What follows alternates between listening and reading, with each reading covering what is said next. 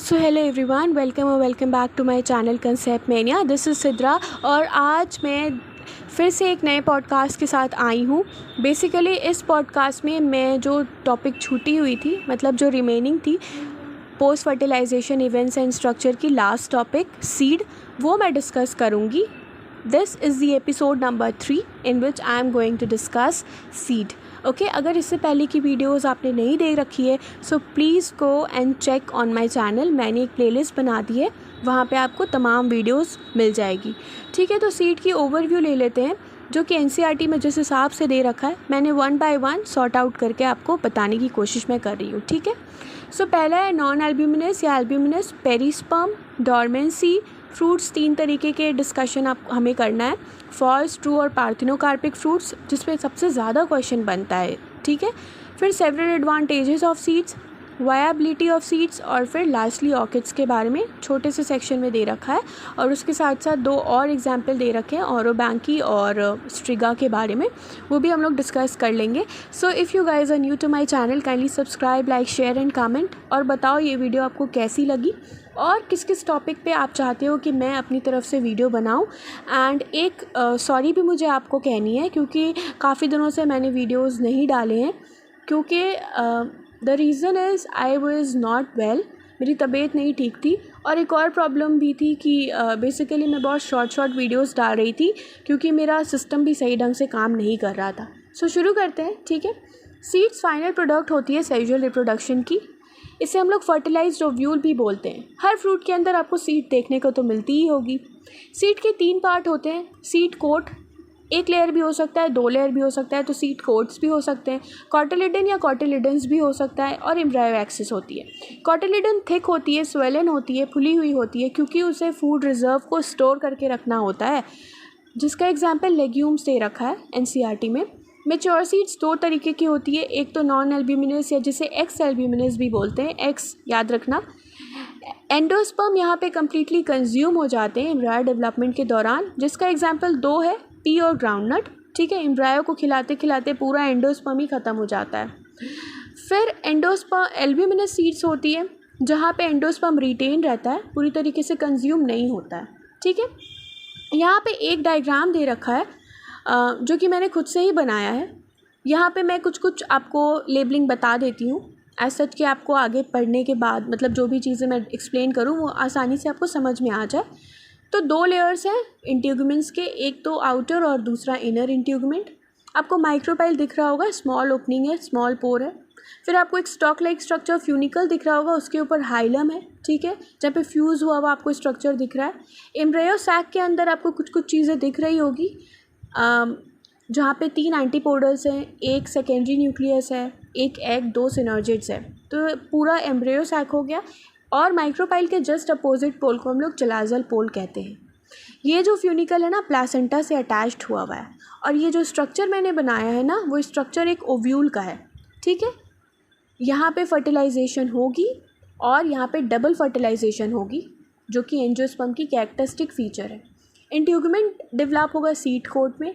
Micropyle एक small पोर है, जिसे ओपनिंग भी कहते हैं, जो कि फैसिलिटेट करता है ऑक्सीजन और वाटर की एंट्री सीड के जर्मिनेशन के दौरान। फिर सीड मैच्योर होती है, तो फिर क्या होता है, तो होता है कि वाटर कंटेंट उसमें रिड्यूस्ड हो जाता है और सीड बेचारी ड्राई हो जाती है। 10 से 15% उसका जो मॉइस्चर बाय मास होता है वो कम हो जाता है। इस वजह से मेटाबॉलिक एक्टिविटी भी क्या हो जाती है, एम्ब्रायो की धीरे धीरे स्लो होने लगती है। एम्ब्रायो इस वजह से हो सकता है कि वो एक स्टेट में घुस जाए, एक ऐसे स्टेट में जहाँ पे वो इनएक्टिव हो जाए, और उस स्टेट का नाम है डॉर्मेंसी। ये डॉर्मेंट सीड्स कभी अगर आप इनको फेवरेबल कंडीशन प्रोवाइड करोगे, such as adequate moisture, oxygen और सूटेबल टेम्परेचर, तो ये प्यारा सा एम्ब्रायो है ना, फिर से फर्निश हो सकता है, फिर से जर्मिनेट हो सकता है। ठीक है, तो जो भी चीज़ें मैंने आपको बताई है ध्यान से पढ़ना और देर तक याद रखना। उसके लिए क्या करना होगा, रिवीजन। ओवरी से फ्रूट बनता है, ये सभी को पता है। ठीक है, उसके बाद फ्लोरल पार्ट्स डीजेनरेट होते हैं और सारे झर के मुरझा के गिर जाते हैं, फॉल ऑफ हो जाते हैं। 3 तरीके की फ्रूट्स को डिस्कस करेंगे आज हम। एक तो फॉल्स फ्रूट, जहाँ पे थैलेमस कंट्रीब्यूट करता है फ्रूट की फॉर्मेशन में, जिसका एग्जाम्पल है एप्पल, स्ट्रॉबेरी, कैश्यू। याद रखना, एप्पल, स्ट्रॉबेरी, कैश्यू। ट्रिक है, काश आप स्ट्रॉ, ऐसा तो हो नहीं सकता है, ये तो फॉल्स है, तो फॉल्स से याद रखना, काश आप स्ट्रॉ। ट्रू फ्रूट्स में नॉर्मली ओवरी ही फ्रूट की फॉर्मेशन करवाती है। और पार्थिनोकार्पिक फ्रूट्स में क्या होता है, फ्रूट बिना फर्टिलाइजेशन के डेवलप होता है, जिसकी वजह से आपको फ्रूट में सीड नहीं देखने को मिलेगी और उसे हम लोग सीडलेस फ्रूट भी कहते हैं, जिसका एग्जाम्पल है बनाना। ये कुछ ग्रोथ हार्मोन्स के एप्लीकेशंस के थ्रू भी आप इंड्यूस पार्थिनोकार्पी कर सकते हो। सच एज एक हार्मोन के बारे में मैं बता दूं, प्लांट ग्रोथ हार्मोन, वो है ऑक्सीन। ठीक है, आगे पढ़ते हैं सीड्स में। ये एनसीईआरटी का पैराग्राफ मैंने ले लिया था। ठीक है, तो एंजियोस्पर्म में सीड एक फाइनल प्रोडक्ट होता है ऑफ सेक्सुअल रिप्रोडक्शन। सीड को हम लोग फर्टिलाइज्ड ओव्यूल भी बोलते हैं। सीड के 3 पार्ट जो हमने डिस्कस कर लिए, seed coat, cotyledon, embryo axis. ठीक है, कॉटिलिडन सिंपल स्ट्रक्चर होती है एम्ब्रायो की, जिसके जो जनरली थिक होती है, खुली हुई होती है, क्योंकि उसे फूड को जमा करना होता है, रिजर्व करना होता है, जिसका एग्जाम्पल है लेग्यूम्स। मेच्योर सीड्स 2 तरीके की होती है, एक नॉन एल्ब्यूमिनस जिसे हम लोग एक्स एल्ब्यूमिनस भी बोलते हैं। नॉन एल्ब्यूमिनस सीड्स के पास कोई एंडोस्पर्म बचे हुए नहीं होते हैं, क्योंकि एम्ब्रायो डेवलपमेंट के दौरान वो एंडोस्पर्म कंज्यूम हो जाते हैं, जिसका एग्जाम्पल है पी, ग्राउंडनट, बीन्स वगैरह। फिर एल्ब्यूमिनस सीड्स जहाँ पे एंडोस्पर्म रिटेन रहता है, पूरी तरीके से कंज्यूम नहीं होता है एम्ब्रायो डेवलपमेंट के दौरान, जिसका एग्जाम्पल है व्हीट, मेज, बार्ली, कैस्टर। लास्टली यहाँ पे डिस्कशन करना है हमें पेरिस्पर्म के बारे में, जिसे हम लोग रेसिडुअल मतलब बचा हुआ परसिस्टेंट न्यूक्लियस भी कहते हैं। ठीक है, आगे पढ़ते हैं। इंट्यूगमेंट्स ओव्यूल्स के हार्ड हो जाते हैं और एक तरीके से प्रोटेक्टिव सीड कोट्स का फॉर्मेशन करते हैं। ठीक है, माइक्रोपाइल जो हम लोगों ने एक डायग्राम देखा था, उसमें माइक्रोपाइल वो एक स्मॉल पोर थी सीड कोट की। ठीक है, जो कि फैसिलिटेट करती थी ऑक्सीजन और वाटर की एंट्री सीड के अंदर जर्मिनेशन के दौरान। जैसे जैसे सीड मैच्योर होता है, वैसे वैसे उसमें पानी का जो कंटेंट है वो कम होने लगता है और सीड बेचारा रिलेटिवली ड्राई हो जाता है पहले के कंपैरिजन में। बाद में वो ड्राई हो जाता है, 10 से 15% मॉइस्चर बाय मास रहता है। ठीक है, इस वजह से इसकी मेटाबॉलिक एक्टिविटी एम्ब्रायो की कम होने लगती है, स्लो डाउन हो जाती है, और हो सकता है ये एम्ब्रायो एक बार डिप्रेशन में घुस जाए, इनएक्टिव स्टेट में घुस जाए, कुछ भी बोल दो, एक ऐसा स्टेट जिसे हम लोग डॉर्मेंसी नाम देते हैं। यहाँ पे ये इनएक्टिव हो जाता है। ठीक है, पर हाँ, अगर आप फेवरेबल कंडीशंस प्रोवाइड करोगे, जैसे कि एडिक्वेट मॉइस्चर, ढंग का मॉइस्चर, ऑक्सीजन, ढंग की टेम्परेचर, तो वो फिर से जर्मिनेट हो जाएगा। ठीक है, बहुत सारे प्लांट्स में by the time the fruit develops from the ovary, other floral part degenerate and fall off, ये हमने पढ़ लिया। फॉल्स फ्रूट, जिसका एग्जाम्पल एप्पल, स्ट्रॉबेरी, कैश्यू दे रखा है, जहाँ पे थैलेमस कंट्रीब्यूट करता है फ्रूट फॉर्मेशन में। दूसरा है हमारा ट्रू फ्रूट, जो मोस्ट ऑफ द फ्रूट्स हुआ करते हैं, ओवरी से ही वो डेवलप होते हैं फ्रूट में, तो इसे हम लोग ट्रू फ्रूट्स कहते हैं। ठीक है, पर कुछ स्पीशीज़ में क्या होता है कि फ्रूट बिना फर्टिलाइजेशन के डेवलप होता है, ऐसे को हम लोग पार्थिनोकार्पिक फ्रूट्स कहते हैं। सीड क्या होती है, फर्टिलाइज्ड ओव्यूल। अब जब यहाँ पे फर्टिलाइजेशन ही नहीं हुआ है तो सीड नहीं होगी, तो इसीलिए पार्थिनोकार्पिक फ्रूट्स को हम लोग क्या बोलते हैं, सीडलेस फ्रूट भी कहते हैं। और इसका एग्जाम्पल बनाना है। ठीक है, क्या नहीं बनाना है, पार्थिनोकार्पिक फ्रूट्स नहीं बनाना है, अगर आपको सीड वाले फ्रूट पसंद है तो। ठीक है, जोक सपाट, आगे पढ़ते हैं। पार्थिनोकार्पी हम लोग इंड्यूस कर सकते हैं ग्रोथ हार्मोन की एप्लीकेशन से, ऐसे फ्रूट को हम लोग सीडलेस फ्रूट कहते हैं। ठीक है, यहाँ पे फिगर दे रखी है, जहाँ पे ए में दे रखा है structure of some seeds.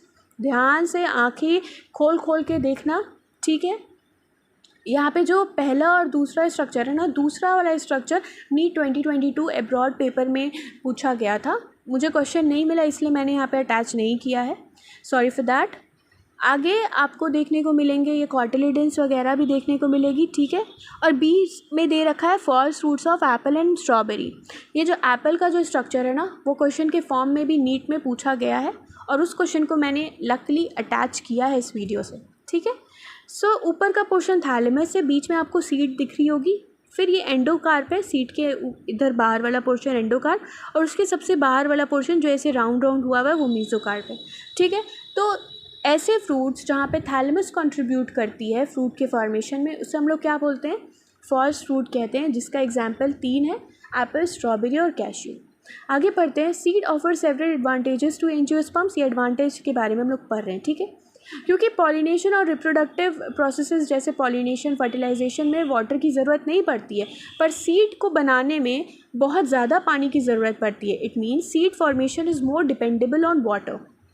Seeds के पास बहुत सारी अच्छी अच्छी स्ट्रैटेजीज़ होती है डिस्पर्सल करने में new into the new habitats and help the species to colonize in other areas. As they have sufficient food reserves, young seedlings are nourished until they are capable of photosynthesis on their own.